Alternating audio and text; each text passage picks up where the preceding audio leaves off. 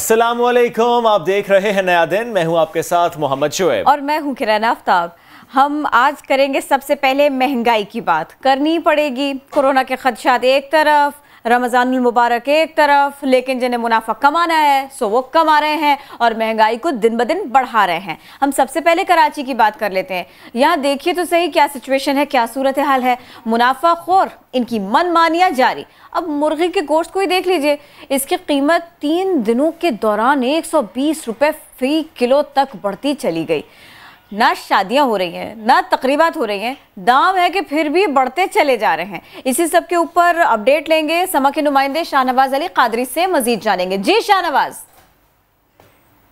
में इस वक्त लॉकडाउन है, शादी और दीगर तकरीबात पर पाबंदी है, लेकिन इसके बावजूद जो है मुर्गी का गोश्त जो है आसमान से बातें करने लगा है और गुज़िश्ता 3 दिनों के दौरान 120 रुपये इजाफे के साथ इस वक्त मुर्गी का गोश्त 360 रुपये से 400 रुपये किलो तक फ़रोख्त किया जा रहा है और पोश इलाकों में 420-440 रुपये तक भी देखा गया है। हमारी दुकानदारों से बात हुई, वो कहते हैं कि इस वक्त जो है गोश्त पीछे से नहीं आ रहा है और इसीलिए जो है महंगा किया गया है और गुज़िश्ता चंद दिन पहले तक जो है 240 रुपये तक भी बेचा गया है। ना ही कोई उनके पास रेट लिस्ट है। रेट लिस्ट जो सरकारी है उसके मुताबिक 214 रुपये फी किलो गोश्त के हिसाब से बेचा जाएगा, लेकिन तमाम शहर में इस वक्त जो है 300 से 60, 360, 340, 320 और 380 तक जो है गोश्त फरोख्त किया जा रहा है। शुक्रिया आप शाहनवाज, आपने अपडेट किया। ये तो हमने बात की कराची में जो गोश्त की कीमत में इजाफा है, लेकिन कराची की बात करते हैं फल और सब्जी। क्या इनकी कीमतें कंट्रोल में हैं? क्या कमिश्नर कराची की जारी करदा जो लिस्ट है उसके हिसाब से चीज़ें बेची जा रही हैं या कि उसके बरक्स काम हो रहा है? मोहम्मद अली हफीज़ ने हमें ज्वाइन किया और वो हमें इस सूरत हाल से मुतालिक बताएंगे। अली हफीज़, महंगाई का जिन यहाँ पर भी बेकाबू है सब्जी और फल की कीमतों में?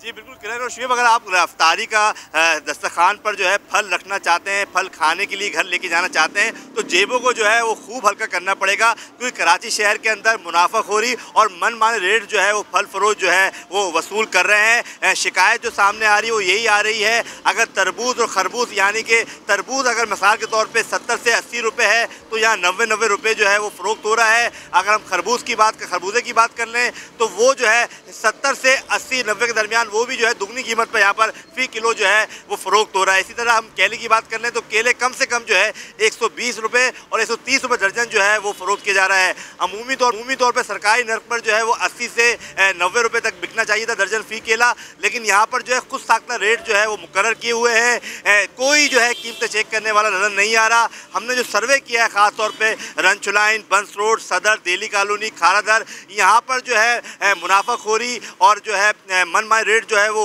आराम से उसका जो है इस्तेमाल किया जा रहा है। मनमाने रेट्स जो है वो वसूल किए जा रहे हैं। कोई सुनने वाला नजर नहीं आ रहा। कहीं भी जो है दुकान पे हमने सरकारी नकनामा प्राइस लिस्ट जो है वो नहीं देखी। पहले रोजे से लेकर अब 16वें रोजे तक जो है शहरियों को दोनों हाथों से लूटा जा रहा है। मनमाने रेट वसूल किए जा रहे हैं। आसान नहीं रहा अब कराची वालों के लिए दस्तरखान पे फल रखना, फल खाने के लिए उनको जो है काफ़ी जेब हल्का करना पड़ रही है। हर कोई शिकायत कर रहा है कि कमिश्नर कराची सिंध हुकूमत जो है मुकम्मल तौर पर जो है महंगाई को रोकने में नाकाम नजर आती है। जी मोहम्मद अली हफीज़ आप अपडेट कर रहे थे। तो इफ्तार सहरी सब कुछ महंगा। अगर आप पकाने के लिए कुछ किचन में जाएंगे तो आप टेंशन के साथ में वापस आएंगे। सब कुछ इस कदर बढ़ा दिया गया, हर चीज़ का रेट बढ़ा दिया गया। ऐप्स मौजूद हैं, प्राइस लिस्ट तक एक्सेस मौजूद है किसी भी सारिफ का, उस सब के बावजूद ये सब हो रहा है। ऐसे में अथॉरिटीज़ कहाँ है? न सिर्फ ये कि उनके ऊपर सवाल है बड़ा, बल्कि इस पर भी है कि जब मैं घर से निकलती हूँ शॉपिंग करने के लिए, आप घर से निकलती हैं या आप अपने हस्बैंड को बाहर भेजती हैं, रेट्स के बारे में क्यों नहीं पता होता?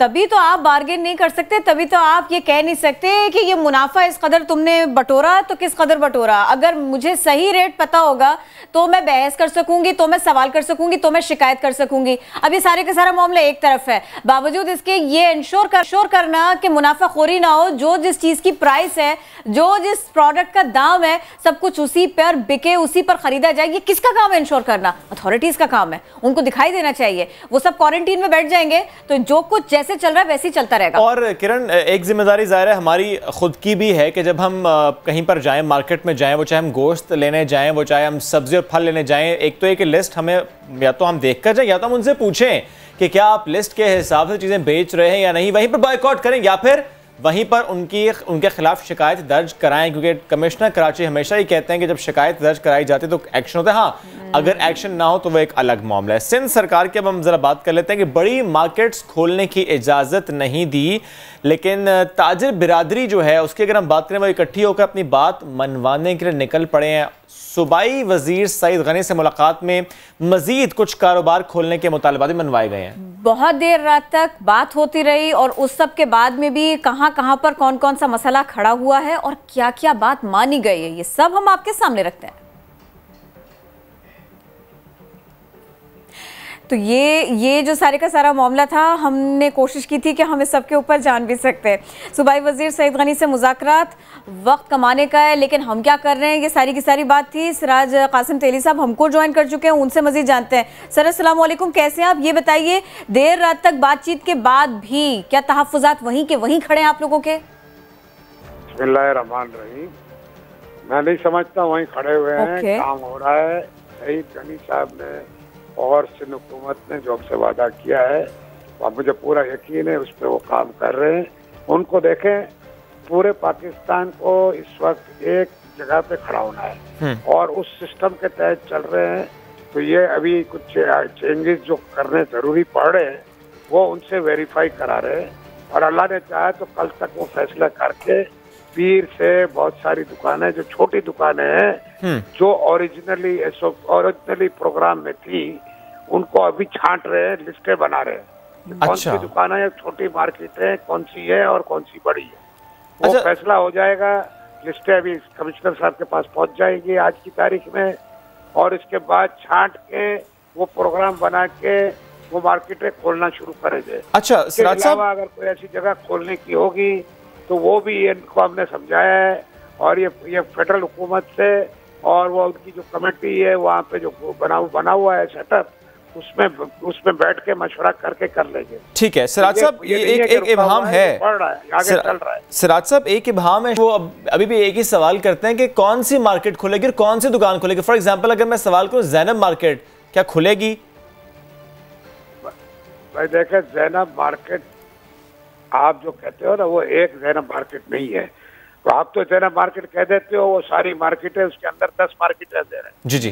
अब उनकी लिस्टें बन रही हैं, उनकी दुकानों का नंबर बन रहा है और मैं समझता हूँ कि वो जब काउंट करेंगे, चेक करेंगे, छोटी छोटी मार्केटें अंदर और उधर हर आदमी उस मार्केट का जो रहने वाला और उस एसोसिएशन का जो मेंबर है वो जवाबदारी लेगा SOPs फॉलो करने की, तो इंशाल्लाह ताला खुलेगी। अच्छा, ये तो बड़ी अच्छी बात आपने कर दी कि यानी ये मार्केट्स भी खुलेंगी। सर, पूछने का मकसद ये था कि लोग अभी भी जानना ये चाह रहे हैं कि जब गवर्नमेंट ये कहते हैं कि छोटी दुकानें खुलेंगी, बाजार नहीं खुलेंगे, तो फिर कंफ्यूजन हो जाती है कि कौन से बाजार और कौन सी दुकान। आप ऐसा करें, एक दिन सबर कर जाए। अच्छा, सारे छोटे ताजिरों, मेरे भाई सारे मेरे साथ थे रात को 100 के करीब, उन सबको पता है क्या हो रहा है और इंशाल्लाह ताला आपको, मीडिया को भी, सबको, यानी ये इब्हाम ताजिरों में नहीं है, उनको मालूम है कि क्या हो रहा है। अवाम थोड़ा इंतजार करें।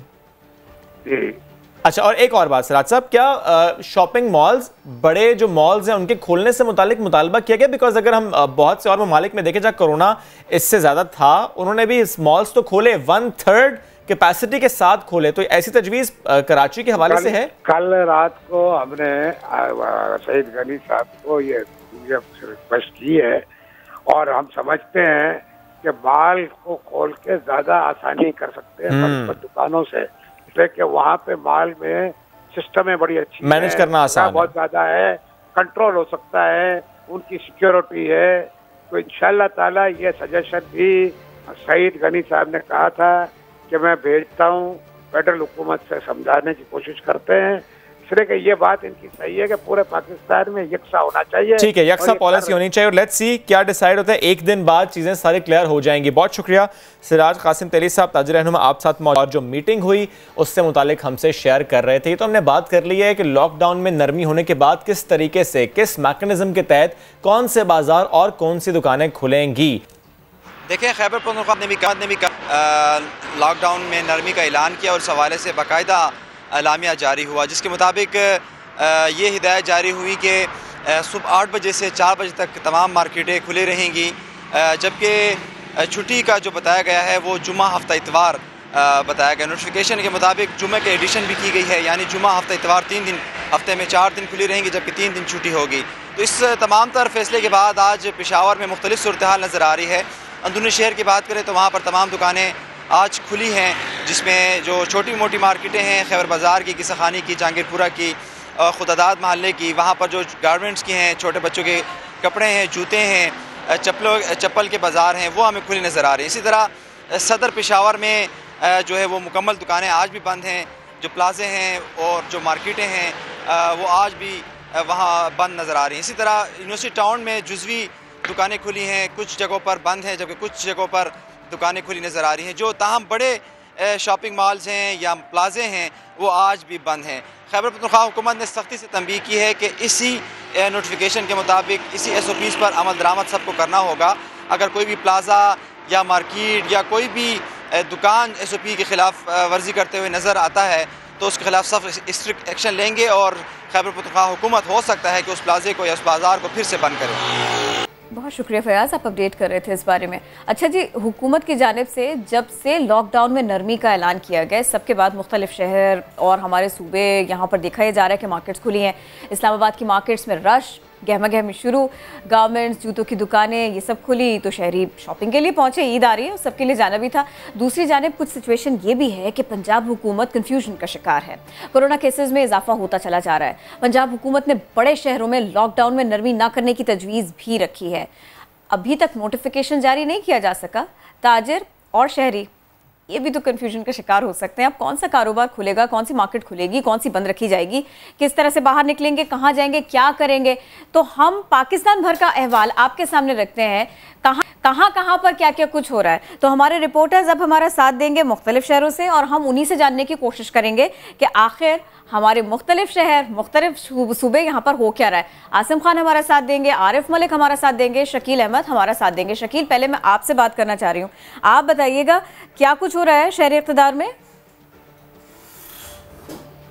देखिए किरण, अभी तक का ऑफिशियल नोटिफिकेशन जारी नहीं हुआ लॉकडाउन में नरमी का, लेकिन उससे पहले ही आज से दुकानें खुलना शुरू हो गई हैं। इस्लामाबाद का मेन जो कमर्शियल हब है ब्लू एरिया, वो तो तकरीबन ज़्यादातर बंद है, वीकेंड की वजह से वैसे भी बंद होता है। लेकिन अपारा मार्केट, कुछ दीगर सेक्टर्स और G9 मरकज़ जिसको कराची कॉमरी कहते हैं, वहाँ पे हम इस वक्त मौजूद हैं और कुछ दीगर सेक्टर्स में दुकानें खुलना शुरू हो गई हैं। ख़ास तौर पर ईद की शॉपिंग से मुतल्लिक़ जो दुकानें हैं वो 1.5 माह बाद अब खुली हैं, तो लोगों का रश देखने में आया, गहमा गहमी शुरू हो गई है। यहाँ कराची कॉमरी के अंदर कपड़े की दुकानें, जूतों की दुकानें, गारमेंट्स और मेंस फैब्रिक्स, सूटिंग की दुकानें खुलना शुरू हो गई हैं, साथ साथ ज्वेलरी की दुकानें। तो फैमिलीज़ आ रही हैं, यहाँ पे लोगों का रश शुरू हो गया। लेकिन एक चीज़ ये है कि लोग शायद इसको कोरोना को अब न्यू नॉर्मल के तौर पे लेना शुरू हो गया। हम देख रहे हैं कि वो हिफाजती तदाबीर जिसका प्राइम मिनिस्टर ने भी ऐलान करते हुए, लॉकडाउन में नरमी का ऐलान करते हुए कहा था कि लोगों को वो अडॉप्ट करना चाहिए, लोग उसका ज़्यादा ख्याल नहीं कर रहे। 50% से ज़्यादा लोग जो हैं विदाउट मास्क, विदाउट जो ग्लव्स हैं वो पहनकर मार्केट्स के अंदर आ रहे हैं, वो पहने हुए नहीं है लोगों ने। तो वो तो शकील जो मार्केट एसोसिएशंस होती हैं, जो इंतजामिया होती है, क्या वो सोशल डिस्टेंसिंग को इंश्योर करवा रही है? सोशल डिस्टेंसिंग अभी तक शोएब हमें कोई नज़र नहीं आई। उसी तरह रश शुरू हो गया जैसे कोरोना से पहले मार्केट्स में होता था। कोई गेट स्पेशल नहीं लगवाए गए, कोई डिस्टेंस नहीं, समाजी फासला नहीं। दुकानदार भी जो हैं वो भी अपनी मर्ज़ी से, अगर किसी ने हिफाजती तदाबीर इख्तियार की हैं तो ठीक है। इंतज़ामिया इस हवाले से कोई एक्शन फ़िलहाल लेती नज़र नहीं आ रही। लेकिन अच्छी बात यह है कि दुकानदार खुश हैं। 1.5 महीने से उनका कारोबार बंद था, अब वो खुल गया है। लोग भी खुश हैं क्योंकि ईद अब तकरीबन 15-16 दिन बाद ईद भी है, तो लोगों ने शॉपिंग का आगाज़ कर दिया है। ठीक है, लेकिन इस्लामाबाद के शहरी शायद इस वजह से भी ज़्यादा जी ठीक है। शकील, आप तो साथ हमें अपडेट करें। और इस्लामाबाद वो शहर जहां पर उस तरह रश होता नहीं, और अगर यहां पर भी अब रश लग गया मार्केट्स में, तो वो सूबे और वो शहर जहां पर ऑलरेडी रश होता है वहां पर क्या सिचुएशन होगी अगर वहां पर सोशल डिस्टेंसिंग को इंश्योर नहीं किया जा रहा होगा तो? अच्छा, आरिफ से अब बात कर लेते हैं। आरिफ, आप जहाँ खड़े हुए वहाँ बहुत ज्यादा रश मुझे दिखाई नहीं दे रहा। मजबूरी सिचुएशन क्या है कोरोना की भी और मार्केट्स की भी, ये बताइए लाहौर में। इस वक्त मैं तो मौजूद हूँ लिबर्टी मार्केट में। यहाँ पर ईद के दिनों में तो काफ़ी ज़्यादा रश होता है, दिल धरने की जगह नहीं होती। लेकिन कोरोना की वबा काफ़ी तेज़ी से फैल भी रही है। उसी वजह से जो कि लॉकडाउन में एक तो नरमी का ऐलान किया था वज़ीर आज़म ने कि नरमी की जा रही है, उस नरमी के ऐलान में कहा था कि हफ्ते के रोज़ जो है वो मार्केट्स जो है वो खुल जाएंगी। इस तनाजुर में जो है अभी तक मार्केट्स जो है वो मुकम्मल तौर पर नहीं खुली। ये लिबर्टी मार्केट है, यहाँ पर ज़्यादातर गारमेंट्स की और शूज़ की और ज्वेलरीज की दुकानें हैं। यहाँ पर दुपट्टा मार्केट है, तो जहाँ पर ज़्यादातर रश रहता है, आवाम का यहाँ पर आती रहती है। और दूसरी जो मार्केट्स है, हफीज़ सेंटर जहाँ पे मोबाइल का काम होता है, वहाँ पर वो दुकानें जो है वो खुली हैं। अलबत्ता जो होल सेल्स के कारोबार करते हैं शालमी मार्केट में वो बंद है। और इसी तरह जो है कपड़े की मार्केट्स है, इचरा मार्केट है, वो जुज़वी तौर पर खुली हैं। इसी तरह समनाबाद का जो बाजार है वो खुले हैं। आरिफ, एक बात बता दीजिएगा, जो मार्केट्स खुली हैं वो रश नजर नहीं, जो मार्केट्स खुली हैं वहां पर डिस्टेंसिंग को इंश्योर करना आसान है निस्बतन, ऐसे ही है? जी, जो मार्केट्स खुली हैं वो भी जुज़वी तौर पर खुली है, वहाँ पे इतना ज़्यादा रश नहीं है। अलबत्ता वहाँ पर सोशल डिस्टेंसिंग के हवाले से दुकानदार वहाँ पर बता रहे हैं कि समाजी फासला रख कर जो है आप लोग दुकान के अंदर दाखिल हों। तो वहाँ पर जो मार्केट्स है, जो इचरा मार्केट है, वहाँ पे कपड़े का ज़्यादा काम होता है, गारमेंट्स का ज़्यादा काम होता है, तो वहाँ पर वो जुज़वी तौर पर वो दुकानें वहाँ पर भी खुले हैं और वहाँ पर समाजी फासला रखा जा रहा है। क्वेटा की बात कर लेते हैं। आरिफ, आपने तो हमें लाहौर की सिचुएशन बता दी, आसिम आपकी तरफ आना चाहेंगे। क्वेटा में क्या सिचुएशन है? यहाँ पर जो मार्केट्स खुली हैं तो या यहाँ पर भी रश लगा है या यहाँ पर दुकानदार इंश्योर करवा रहे हैं कि एक वक्त में दुकान में ज़्यादा लोग ना आए? अच्छा, गुज़िश्ता 2 हफ्तों से ताजिर तंजीमों की जानिब से बलूचिस्तान हुकूमत पे काफ़ी प्रेशर डाला जा रहा था कि कारोबारी मराकज़ दोबारा खोल दिए जाएँ। ताहम 5 मई को सूबाई हुकूमत की जानिब से एक नया नोटिफिकेशन जारी किया गया जिसके तहत 19 मई तक लॉकडाउन बरकरार रहने का बताया गया था। ताहम अब इस फैसले को दोबारा से तब्दील करके लॉकडाउन में कल नरमी कर दी गई थी, जिसका नोटिफिकेशन भी जारी कर दिया गया। और आज कोयटा शहर में तकरीबन 90 से 95% तक जो कारोबारी मराकज़ हैं, तिजारती मराकज़ हैं, मार्केट्स है या दुकानें हैं, वो खुल चुकी हैं। और जो लोग हैं उनकी भी आमद का सिलसिला बढ़ गया है और बड़ी तादाद में इस वक्त लोग मार्केट्स और बाज़ारों का रुख कर रहे हैं। अगर बात की जाए सोशल डिस्टेंसिंग की और सेफ्टी प्रोटोकॉल्स की, तो उस पर अमल दरामद कोई ख़ास दिखाई नहीं दे रहा है। बड़ी तादाद में लोग यहाँ पर आ जा रहे हैं, लेकिन उनमें से बेशतर ऐसे हैं जो मास्क नहीं पहन रहे या फिर वो फासलों का जो है फासले, इसीलिए कोरोना का रिस्क भी बढ़ रहा है यहाँ पर। बहुत शुक्रिया आसिम। आरिफ शकील हमारे साथ थे, इस सिलसिले में अपडेट कर रहे थे। हम ज़रा लाहौर ही की बात करना चाहेंगे। लाहौर में मुस्तकीन में राशन तकसीम करना बहुत अच्छी बात है, लेकिन जब ये काम टाइगर फोर्स ने किया, बहुत अच्छा काम किया। समाजी फासले के सारे उसूल देखने को मिले नहीं यहाँ पर। मोहम्मद अली जड़ रिपोर्ट कर रहे हैं। वजीर आजम की टाइगर फोर्स अमली तौर पर सरगर्म। लाहौर में भी रजाकारों को मैदान अमल में उतार दिया गया। टाउनशिप में लॉकडाउन के मुतासरीन में राशन तकसीम किया। पीटीआई के मकामी एमपीए नजीर चौहान की निगरानी में 5000 मुस्तहकीन में राशन की तकसीम का एहतमाम किया गया। वजीर आजम के मुआविन खसूसी उस्मान डार का कहना था कि टाइगर फोर्स की खिदमात पर उनकी तारीफ होनी चाहिए।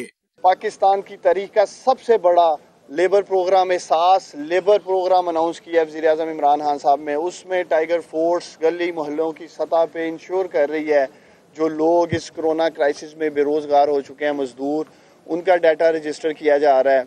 उस्मान डार की मीडिया टॉक और राशन तकसीम के मौके पर समाजी फासले के असूल को मुसलसल नजरअंदाज किया जाता रहा। मुस्तहकीन हजूम की शक्ल में जमा रहे। राशन मिलने पर मुस्तहकीन ने इजहार तशक्कुर किया। बहुत शुक्रिया, हमारी मुश्किल टाइम में अभी थोड़ा सा ये हेल्प है, लेकिन फिर भी बहुत ये। समाजी दूरी नजरअंदाज किए जाने के सवाल पर उस्मान डार का कहना था कि कौम को आगाही देने की जरूरत है कि जितना जिम्मेदारी का मुजाहरा करेंगे उतना ही महफूज रहेंगे। कैमरामैन लियाकत बशीर के साथ मोहम्मद अली, सामा, लाहौर।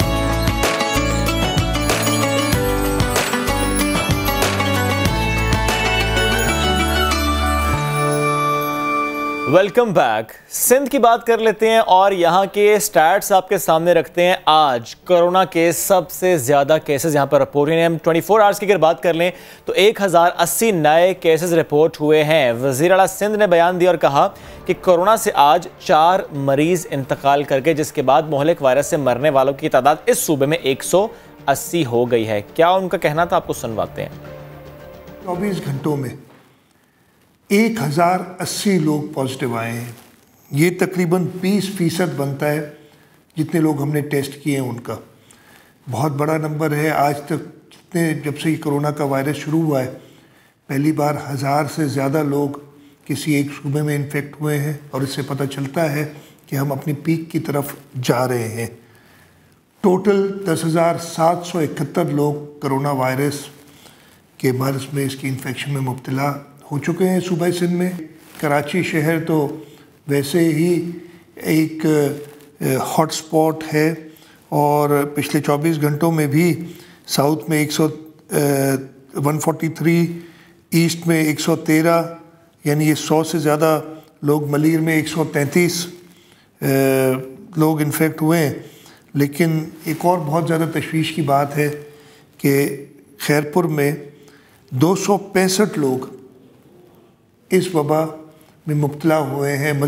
कि शुरू किया था कि उन दुकानों को जो कराची में ख़ास तौर पे हमने खोले थे, ग्रोसरी शॉप्स जो एसेंशियल सर्विसेज थी, हेल्थ वाले शॉप्स जो काफ़ी दिनों से खुले हैं, हमने उन दुकानों पे भी एक रैंडम सैम्पलिंग की है और उनमें से भी कुछ दुकानों में पॉजिटिव केसेस आए हैं। मैं आपको फिर से कहूँगा कि चाहे लॉकडाउन के, आपको पता है कि हम फेज़ 2 में जा रहे हैं, जो कुछ भी है आपकी ज़िंदगी आपके हाथ में है। आप साहब ने, सर बहुत शुक्रिया। सर स्टार्टिंग फ्रॉम सिंध, अब जिस तरह हम अभी कुछ देर पहले शेयर कर रहे थे कि सिंध में केसेस में इजाफा हुआ, सिर्फ 24 घंटों में 1000 प्लस केसेस यहां पर बढ़ गए।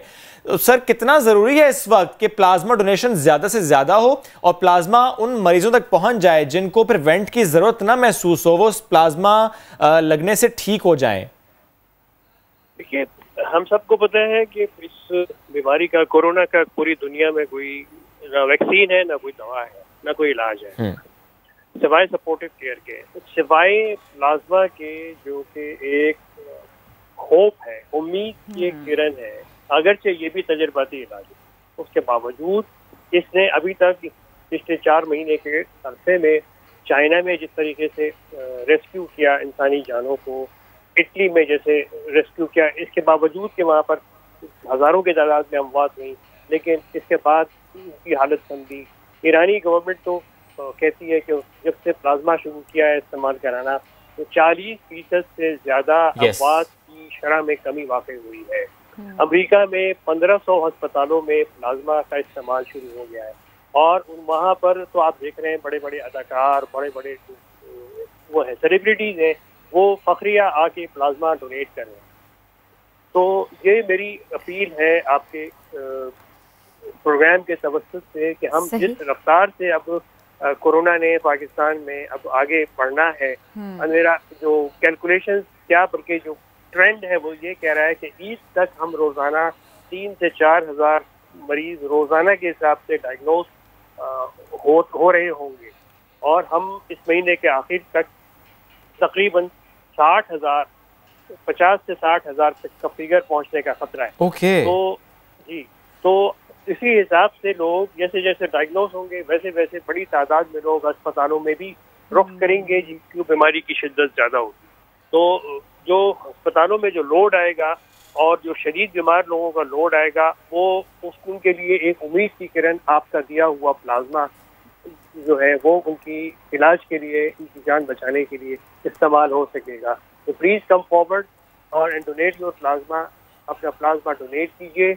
पूरे पाकिस्तान में कलेक्शन का इंतज़ाम हो चुका है। पेशावर में डोनेट करेंगे, लाहौर वाले लाहौर में डोनेट सर ये करेंगे, इसकी बात तो हम कर रहे हैं, लेकिन जस्ट टू अंडरस्टैंड कि इस वक्त प्रोविंशियल लेवल पर सिचुएशन है क्या, यानी कुछ हॉस्पिटल सिवाय कराची के जहाँ पर प्लाज्मा हमारे पास कुछ जमा हो रहा है, हम लगे हुए हैं पूरी कुव्वत के साथ के लोग जो है वो प्लाज्मा डोनेट करें। पेशावर में शुरू हो गया है, इलाज भी शुरू हो गया है और कलेक्शन भी शुरू हो गई है, और इसके अलावा सक्खर में शुरू हो गया है प्लाज्मा की कलेक्शन। ये और जगहों पे और शहरों में ये बिल्कुल भी नहीं हो रहा, जमा नहीं हो रहा। जमा करने की फैसिलिटीज हैं वहाँ पे, लेकिन लोग जो है वो झिझक रहे हैं। क्यों झिझक रहे हैं? इसमें कोई डरने की बात नहीं, कोई खौफ की बात नहीं। आपके दिए हुए प्लाज्मा से आप जब आप देंगे, डोनेट करेंगे, तो आपको कोई नुकसान नहीं पहुँचेगा। अच्छा, कोई साइड इफेक्ट नहीं है इसका।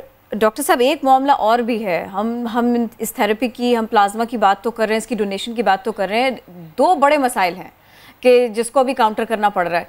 एक तो ये कि लोगों को पता ही नहीं लगता, सिम्टम्स वैसे नहीं आ रहे होते, जिसका टेस्ट हुआ पॉजिटिव आया, बहुत सारे लोगों का कहना है कि हमें तो कोई सिम्टम्स ही नहीं थे। ये 90% पाकिस्तान में लोगों का ऐसा कहना है कि उनको कोई सिम्टम्स नहीं थे, या वो जिसको लेके गए उसको कोई सिम्टम्स नहीं थे लेकिन उसका टेस्ट पॉजिटिव आया। दूसरा ये कि घबराहट है, जिसका टेस्ट पॉजिटिव आ गया वो अपने आप को क्वारंटीन करने से लेकर और फिर डॉक्टर तक जाने तक घबरा रहा है। ये दो रवैये हैं, दो मामलात हैं सर। मैं इस पे कमेंट चाह रही थी आपका। जी जरूर। पहली चीज कि यकीनन ये बात पूरी दुनिया में देखी गई है कि 90 तो नहीं 80% लोगों में इसकी सिम्टम्स नहीं होते, या कम से कम बिल्कुल मिनिमम सिम्टम्स होते हैं कि एक आध दिन बुखार हो गया, थोड़ी सी खांसी हो गई, थोड़ा सा गला खराब हो गया, जिसम में थोड़ी सी टूटन हुई, और बस। बाकी जो 20% है उनको अस्पताल जाना पड़ता है और उनको अस्पताल में बहुत दफा दाखिल भी करना पड़ता है ज्यादातर लोगों को, बचे हुए 20% से। अच्छा, ये जो लोग हैं जो कि जिनको कोई सिम्टम्स नहीं है और उनका टेस्ट करने से पॉजिटिव आ गया, तो अल्लाह का शुक्र अदा कीजिए कि अल्लाह ताला ने आपको बहुत बड़ी आजमाइश से बचा दिया कि आपको अस्पतालों का रुख नहीं करना पड़ा, आपको आईसीयू की जरूरत नहीं पड़ी। तो आप इस अल्लाह का शुक्र अदा करने के लिए अपना प्लाज्मा डोनेट करके उन 20% लोगों को जिनकी जानों को खतरा है, यानी ये बचा सकते हैं। सर, दो बातें, एक तो जब हम 80 to 90% लोगों की बात करते हैं जो एसिम्प्टोमेटिक है, तो हम क्या समझें कि जो ये बात की जाती है कि ये वायरस पाकिस्तान में आते आते कमज़ोर हो गया और या पाकिस्तानी बहुत तगड़े हैं, ये बात दुरुस्त है? जो कि एसिम्प्टोमेटिक होते हैं और कोई उन्हें हॉस्पिटल की या मेडिकेशन की या केयर की ज़रूरत महसूस नहीं होती, वो खुद ब खुद ठीक हो जाते हैं, वो जो टेस्ट के जरिए मालूम कर पाएंगे कि एंटीबॉडीज़ हैं ताकि उनका प्लाज्मा लेकर लगाया जा सके, वो अब टेस्ट पाकिस्तान में हो रहा है? ये सिर्फ लिमिटेड जगहों पे हो रहा है, यहाँ पर ये प्लाज्मा कलेक्शन की सहूलत है, सिर्फ वहीं पे हो रहा है। हुकूमत ने आज तक तो इजाज़त नहीं दी कि ये IgG एंटीबॉडी, कोरोना के खिलाफ IgG एंटीबॉडी का टेस्ट करके ये मालूम कर सकें आप कि आपके जिस्म में क़ुव्वत मुदाफ़ियत मजबूत हो चुकी है कोरोना के खिलाफ। अभी तक गवर्नमेंट ने इसकी इजाज़त नहीं दी है। इसकी एक वजह तो ये है कि इसके लिए जो इफेक्टिव जो किट्स हैं वो दस्तयाब नहीं है, तो वो अब इंशाल्लाह आजकल में ये मसला भी हल हो जाएगा। ताहिर साहब, एक और बात मुझे बता दीजिएगा, अब तक कितने प्लाज्मा डोनेशन के लेवल आ चुके हैं? कितने प्लाज्मा डोनेट लोग कर चुके हैं और कितने लोगों को लगाए जा चुके हैं इन क्लिनिकल ट्रायल? अच्छा जी, पहले सवाल का जवाब जरूर दूंगा आपको। पहली इंफॉर्मेशन दे देता हूँ कि अब तक करीब 40 अफराद ने प्लाज्मा डोनेट किया पूरे पाकिस्तान में। और लगाने का सिलसिला है कि अभी बहुत थोड़े लोगों को लगाए, 1 हफ्ता हुआ है लगे हुए, लेकिन खुशी की बात यह है कि जिस पहले शख्स को प्लाज्मा लगा था वो अल्हम्दुलिल्लाह घर रवाना हो गए, तो छुट्टी हो गई। हालांकि वो वेंटिलेटर पर थे। जी, वेंटिलेटर पे थे, वो वेंटिलेटर पर थे, उनको प्लाज्मा लगाया गया और अल्हम्दुलिल्लाह ही इज फाइन, माशाअल्लाह। जी, तो एक हौसला अफजा चीज है, उम्मीद की किरण है। अल्लाह पाक बाकी लोगों को उनकी जानें बचाएं और अल्लाह ताला हम सब की हिफाजत करे, हमारे कौम की इंशाल्लाह। लेकिन ये बताइएगा, ये इतने थोड़े से लोगों ने प्लाज्मा डोनेट किया और हजारों लोग सेहतयाब हुए हैं, थोड़ा सा इसको बताएंगे, इसकी क्या वजह? एक वजह तो गालिबन खौफ है कि ये हम प्लाज्मा देने से हमें कुछ हो ना जाए। दूसरे रमजान है कि रमजानों में रोजे के आलम में लोग कहते हैं कि छोड़ो कौन जाए, तो मैं आपको बता दूं आपको कि हम लोग प्लाज्मा जो है रमजानों में रोजे के बाद जमा कर रहे हैं ताकि लोग इत्मीनान के साथ आ सकें और आके अपना प्लाज्मा डोनेट करके चले जाएं। तो इसकी फिक्र करने की जरूरत नहीं है, ये खौफ निकालने की जरूरत है। हमने इस वक्त एक पाकिस्तानी की जान बचाने की कोशिश कर ली है, आगे बहुत सख्त वक्त आ रहा है, बहुत हमें सबको हौसले के साथ इस वबा का मुकाबला करना है। हमारी तमाम अभी तक की हुकूमत की तमाम कोशिशों के बावजूद इसको कंट्रोल में नहीं किया जा सका। जो लॉकडाउन, जिस तरह का भी लॉकडाउन था, उसमें बिल्कुल ये कंट्रोल नहीं हुआ, तादाद बढ़ती चली जा रही है। और बिल्कुल क्विकली बताइएगा, पीक आ गई है या आने वाली है? पीक आने में अभी 2 हफ्ते और, यानी ईद पे पीक होगी। पीक वो टाइम है पीक जब आप रोजाना जिन मुल्कों में 8,000 10,000 मरीज रोजाना के हिसाब से जब डायग्नोस होना शुरू होते हैं उसको पीक कहते हैं।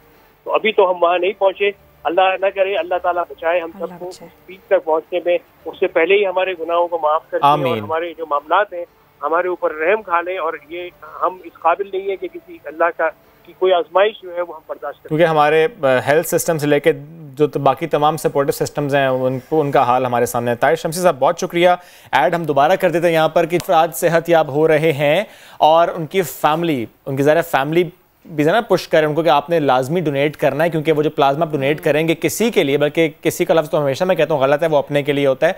अपने को आप देंगे तो कल को खुदा ना खास्ता जब आपके अपना कोई फैमिली मेम्बर इससे मुतासर होगा, उसको प्लाज्मा चाहिए होगा, तो वो किसी और से मिल जाएगा, एक और पाकिस्तानी से मिल जाएगा। हम सब ने प्लाज्मा डोनेट करना है फॉर ऑल जो इससे सेहतयाब हो रहे हैं। अच्छा, एक ब्रेकिंग है, हम वो दे देते हैं, ब्रेकिंग न्यूज़ ज़रा देख लें न्यादन के नाजरीन। ये एक अहम मामला है जी। वज़ीर सेहत सिंध अजरा पेचू ने दावा किया कि हाई डिपेंडेंसी यूनिट्स में बेड्स की तादाद कम हो रही है बड़ी तेज़ी के साथ में, वेंटिलेटर्स पर मरीजों की तादाद बढ़ रही है।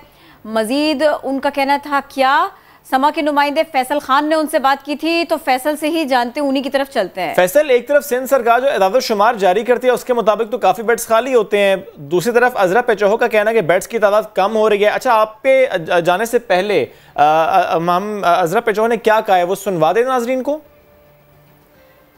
हम हाई डिपेंडेंसी यूनिट बेड्स जो हैं अस्पतालों में, निजी और जो पब्लिक अस्पताल हैं, उनमें अभी ऑक्यूपेंसी यानी कि जो बेड्स जिनमें पेशेंट्स मौजूद हैं उनकी तादाद कुछ 50% है और 50% फारिग है, और जो हमारे वेंटिलेटर्स हैं उसमें 75% जो हैं वेंटिलेटर्स हमारे ऑक्यूपाइड हैं, पेशेंट्स हैं उन पे। ये जो है नंबर्स ये हर घंटे आध घंटे में फ़र्क आ जाता है इनमें, तो ये वसूख के साथ नहीं कह रही कि मैं जब आपको ये इत्ला मिलेगी कि ये नंबर्स वैसे ही रहेंगे। हर आधे घंटे में हमारे और पेशेंट्स ऐड हो रहे हैं। लॉकडाउन लिफ्ट होने लगेगा तो ये नंबर्स बहुत तेज़ी से बढ़ेंगे और फिर बेड्स की ऑक्यूपेंसी का मुश्किल हो जाएगी। मुझे अंदाज़ा है कि कराची में हमें बेड्स की शॉर्टेज और वेंटिलेटर्स की शॉर्टेज रहेगी, और आगे अगर नंबर्स बहुत ज़्यादा बढ़ जाते हैं, इसलिए मेरी आपसे इल्तिजा है कि ये नौबत ही ना आए कि हमें बेड्स की ज़रूरत पड़े। अजरा पेचोहो ने क्या कहा ये तो आपको सुनवाया। फैसल साथ मौजूद है। फैसल, 244 वेंटिलेटर्स बताए गए थे सुप्रीम कोर्ट में जो कि कोरोना पेशेंट्स के लिए मख्तस किए गए हैं, वो कह रही हैं 75% रादर फिल हैं। What does that mean?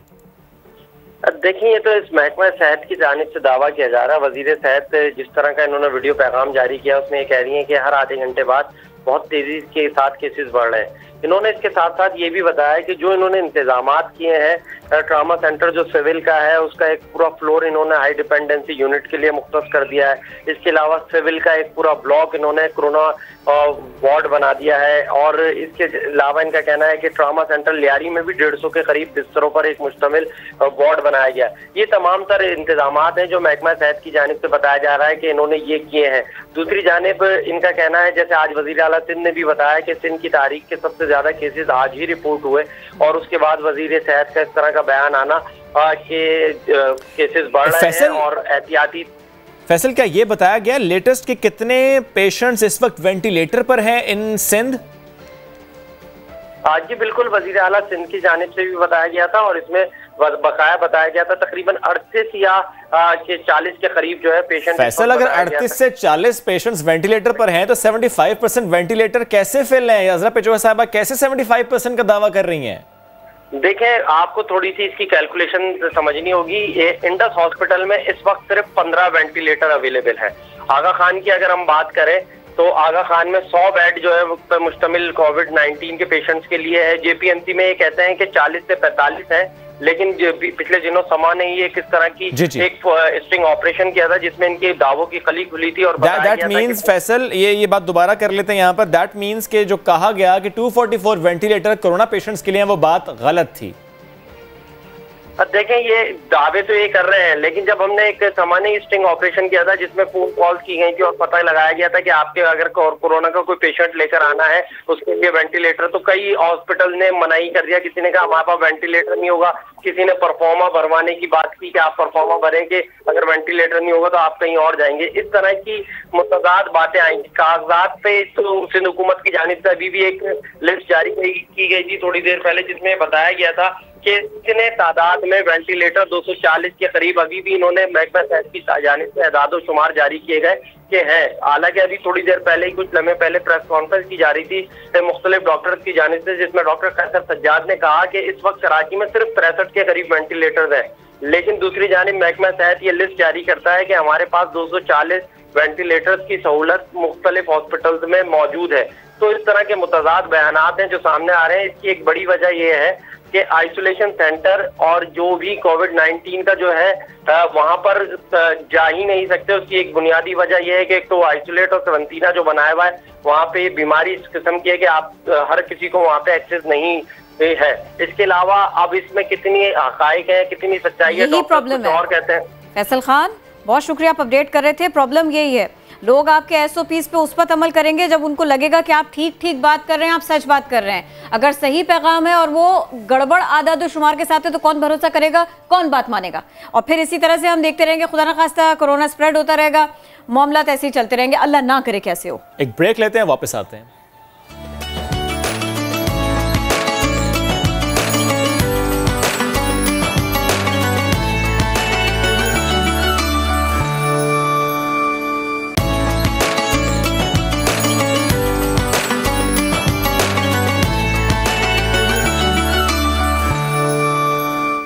जनाब वेलकम बैक। एक बहुत बड़े मसले पर हम बात करने जा रहे हैं। अब सैलून्स बंद है, कोई जाए तो जाए कहाँ? बाल कटवाने आपको, हजामत बनवानी? जी जी बिल्कुल।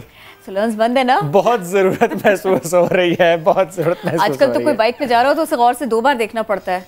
पोनी दिखाई देती है, ऐसी है। आप देखें दाढ़ी बढ़ती चली जा रही है, दाढ़ी बढ़ती ही चली जा रही है। जिनकी नहीं थी उनकी उगाई है, मौजू है, उसकी तरफ चलते हैं। मुझे बात जरूर करनी है आज एक बहुत अहम बात के ऊपर। हम जब भी सहर व अफ्तार का जिक्र करते हैं हमारे जहन में क्या आता है? पकवान, कोई नई रेसिपी ट्राई करेंगे। आज हमारे दस्तरखान पर बहुत सारी चीज़ें होंगी, 4 तरह के पकौड़े होंगे, 2 तरह की अचार चटनी होगी, ऐसा शरबत चाहिए, वैसी लस्सी चाहिए। लेकिन इसके आगे बहुत कुछ है। इफ्तारी की बहुत फजीलत है, बहुत अहमियत है।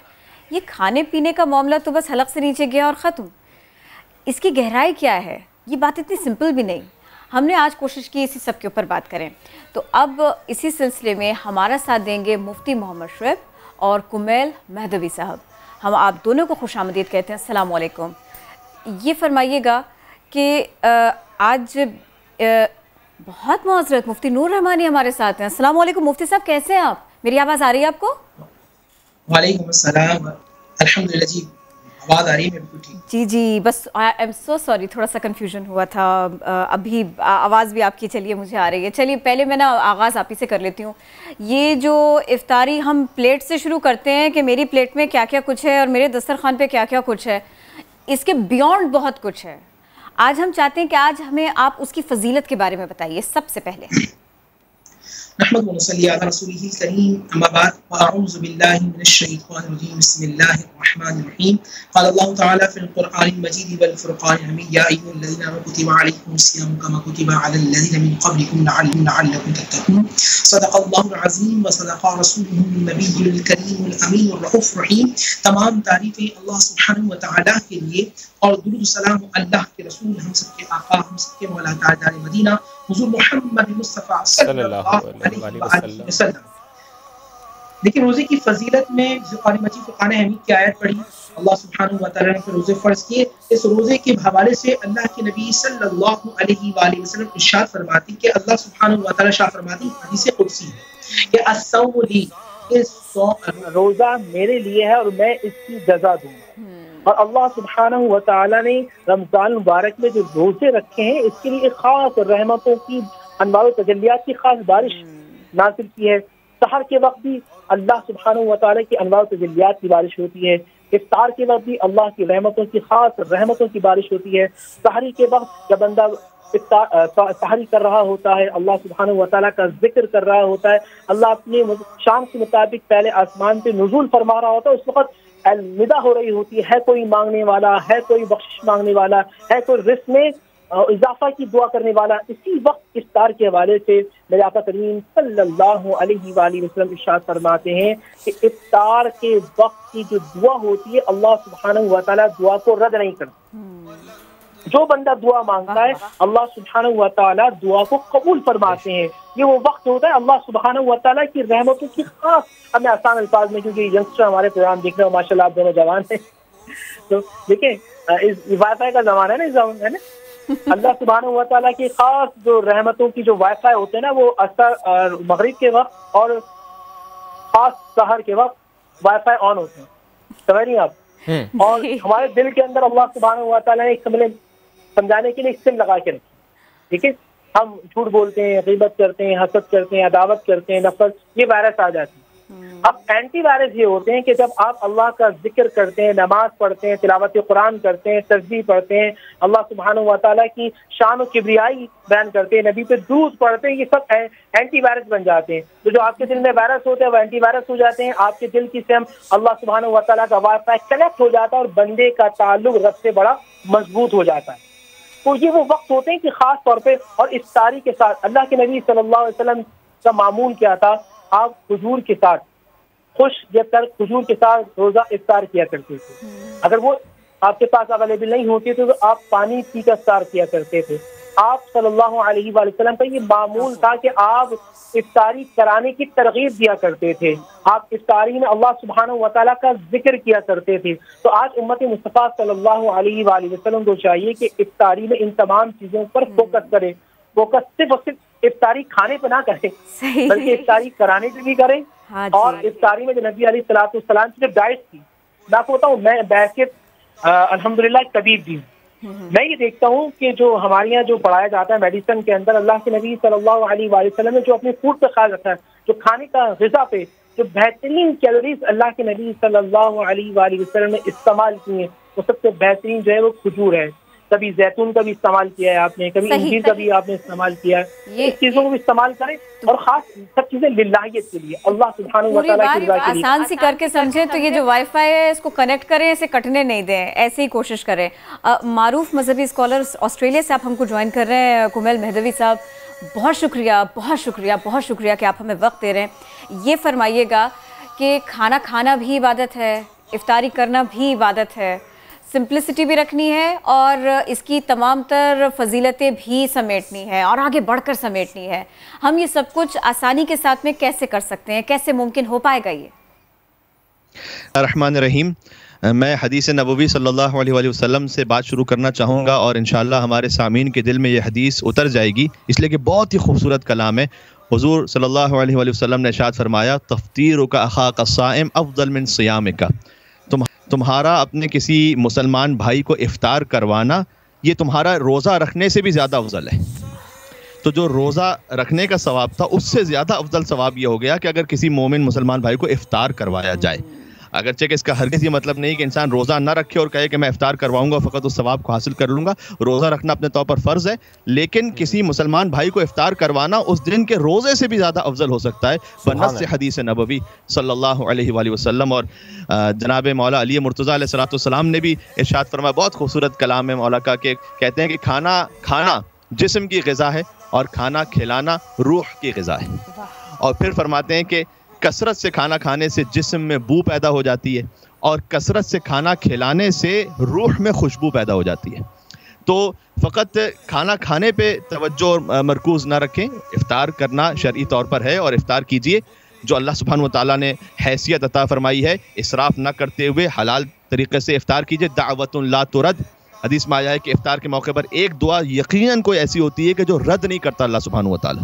ये बिल्कुल उसी उसूल के मुताबिक है कि जैसे हमसे ये कहा गया कि मज़दूर को उसकी उजरत उसके पसीना खुश्क होने से पहले दे दो, तो गोया एक बंदा साइम अल्लाह से कह रहा होता है कि परवरदिगार मैंने तेरी खातिर रोज़ा रखा है, अब मैं एक सवाल कर रहा हूँ तुझसे।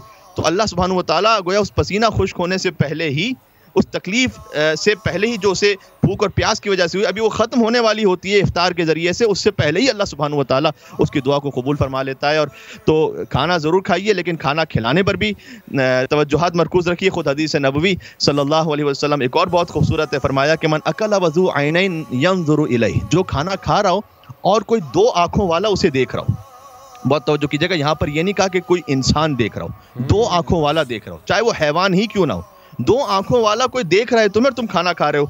वलम युवा से, और वो मुरुवत ना दिखाए, कम से कम मुरुवतन उससे कुछ शेयर ना करे।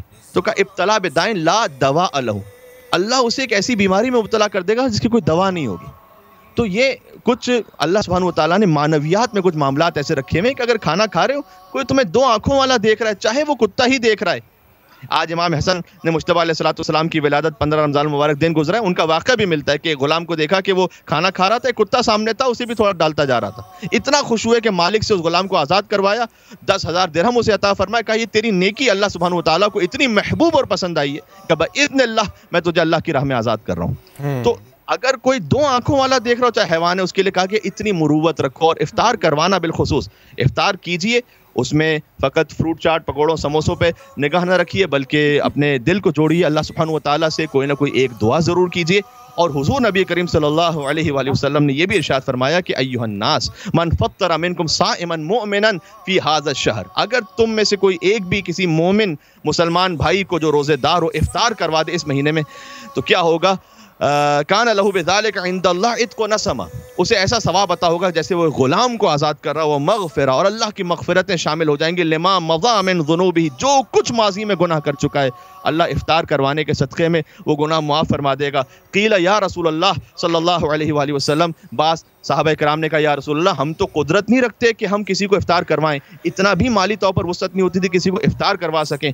उन्होंने फरमाया कि इत्तक़ुन नार, अल्लाह की आंख से, जहन्नम से जो है ना अपने आप को बचा लो, वलौ बिशक्ति तमरतिन, चाहे एक आधी खजूर के दाने के बराबर भी हो, इससे भी चाहे इफ्तार करवाओ और अपने आप को जहन्नम से बचा लो। वलौ बिशरबतिन मिन माइन, चाहे एक गिलास पानी के जरिए से, लेकिन इफ्तार ज़रूर करवाओ, चाहे खजूर और पानी के जरिए से। और उसके बाद फरमाया कि जो अय्युहन्नास मन हस्सना मिनकुम फी हाज़ा शहर खुल्क़हु, जो अपने अखलाक को इस महीने में अच्छा बना ले, कान लहू जवाज़न अला सिरात, अल्लाह पुल सिरात से गुजरने का उसे जवाज़ इनायत फरमा देगा। तो दीनदारी फ़कत नमाज नहीं है, फ़कत रोज़ा रख लेना नहीं है, दीनदारी ये है कि अपने मोमिन भाइयों, अपने मुसलमान भाइयों और तमाम इंसानों, हत्ता कि मैंने हैवान की बात की, मुरूवत रखें, अल्लाह ने आपको अता किया है, आगे पहुँचाइए।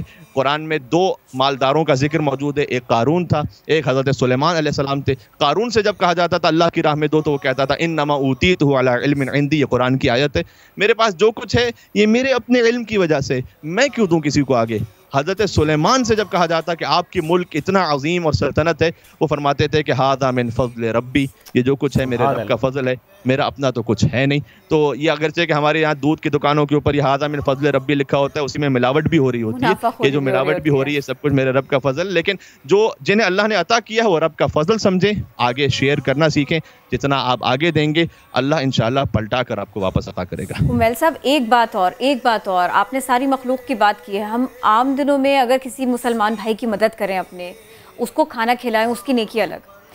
इन दिनों में अगर हम इफ्तारी कराएं, अगर हम सहरी कराएं, खाने का एहतमाम करें अपने मुसलमान भाई को, उसकी नेकियां अलग।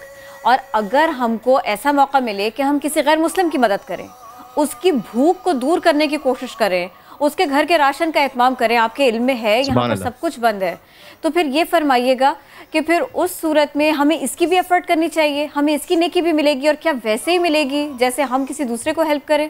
बिला शक व शुबा। देखिए हमने तो आपके सामने खुद हैवान की मिसाल पेश की कि अगर कोई खाना खा रहा हो, हदीस नबवी सल्लल्लाहु अलैहि वसल्लम में अर्ज़ की थी कि अगर कोई खाना खा रहा हो व यंज़ुरु ज़ु ऐनैन इलैहि, और दो आंखों वाला उसकी तरफ देख रहा हो, यानी कोई हैवान भी अगर उसकी तरफ देख रहा है और वो खाना खा रहा है, उसे मुरुवत करनी चाहिए। तो यहाँ जो हमारे गैर मुस्लिम, वो भी हमारी ही बरादरी है, हमारी ही पाकिस्तानी है और बराबर के शहरी हैं, तो उनका ख्याल करना खुद ये सीरत मोहम्मद अलैहिस्सलाम, सीरत अहले बैत अत्हार अलैहिस्सलाम में आपको मिलेगा कि उनका दस्तरखान, आज मैं फिर इसलिए बात कर रहा हूँ चूँकि आज 15 रमज़ान मुबारक रोज़े विलादत इमाम हसन अलैहिस्सलाम है, तो उनका दस्तरखान तो बड़ा मशहूर था। और उस दस्तरखान पर यह नहीं पूछा जाता था कि तुम किस कबीले से हो, तुम मुसलमान हो भी या नहीं हो, तुम मुझे इमाम मानते हो या नहीं मानते, ना, बल्कि हज़रत इब्राहीम अलैहिस्सलाम का एक खूबसूरत वाक़या है, बहुत खूबसूरत। हज़रत इब्राहीम अलैहिस्सलाम दस्तरखान पर जब भी कोई मेहमान साथ नहीं होता था, खाना नहीं खाते थे, बहुत मेहमान नवाज थे। तो एक मौके पर दस्तरखान लगा हुआ था, एक शख्स आया, उससे कहा कहो बिस्मिल्लाहिर रहमानिर रहीम, बिस्मिल्लाह करो, खाना शुरू करो। उसने कहा मैं बिस्मिल्लाह क्यों कहूँ, मैं तो किसी अल्लाह को मानता ही नहीं। वो जो आपका सवाल था बिल्कुल कि गैर मुस्लिमों को, तो उसने कहा मैं तो मानता ही नहीं अल्लाह को। कहा अच्छा अगर तुम बिस्मिल्लाह नहीं कह सकते हमारे खाने पर तो उठ के चले जाओ। वो खफा होकर उठ के जाने लगा। अल्लाह अज़्ज़ा वजल की वही आई, कहा ए इब्राहिम, वो 70 बरस तक बिस्मिल्लाह नहीं कह रहा था और मैं आ रहा था, तुम्हारे पास एक मरतबा आके बैठा और बिस्मिल्लाह नहीं कहा, और तूने उसे नहीं खिलाया, ये कहाँ का मामला है?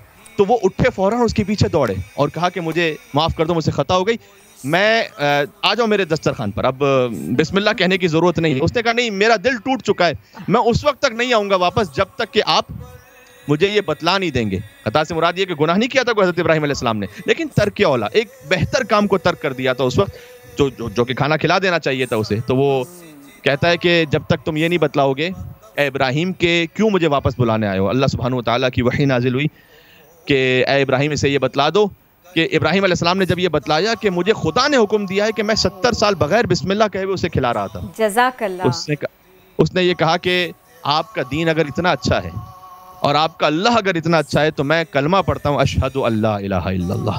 एक अखलाक की वजह से पलट गया। और तो ये यहाँ पर मुस्लिम गैर मुस्लिम का खाना खिलाने में कोई फर्क? जज़ाकल्लाह, आप दोनों साहिबान का बेहद शुक्रिया कि आप हमें वक्त दे रहे थे। तो ये है वो वक्त कि जब हमें क्या तर्क करना है, क्या इख्तियार करना है, ये चॉइस हमें बनानी पड़ेगी और वक्त की ज़रूरत है कि फौरी तौर पर इस पर सोचना होगा। और एग्जैक्टली आज कल के दौर में जब हम देखते हैं कि उस तरह के अफ्तार दस्तरखान बाहर नहीं लग रहे, तो ये ज़रूर कोशिश कीजिए कि उन तक अफ्तार पहुंचाइए जो इसके हकदार हैं, जो कि इसका एहतमाम खुद से कर नहीं सकते। एनीवेज़ वक्त हो गया ख़त्म, आपसे की मुलाकात कल। अगर बाहर निकलें तो बहुत एहतियात के साथ, सोशल डिस्टेंसिंग के साथ होगी मुलाकात कल। तब तक के लिए अल्लाह हाफ़िज़।